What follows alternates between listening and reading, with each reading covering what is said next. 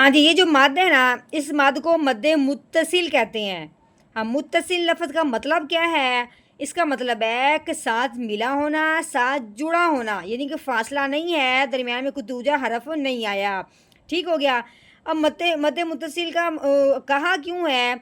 इसलिए कि जहाँ पे मद आ जाए, उसके फ़ौरन बाद ही हमज़ा आ जाए उसी कलमा में। जैसे कि ये वरौआ एक ही कलमा है, इसके मद के फ़ौरन बाद उसी कलमा में हमज़ा आ गया, यानी कि उसके साथ मिला हुआ है, इसलिए इस मद का नाम क्या हो गया? मद्दे मुत्तसिल। मद्दे मुत्तसिल का नाम मद का नाम मुत्तसिल इस हमज़ा की वजह से बना गया है कि इसके साथ आई हुई है, हमज़ा इसके साथ आया हुआ है।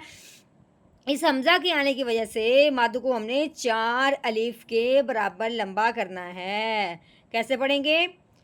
रो अलिफ मद ज़बर रो, वारो, हमज़ा ज़बर आ, वारो,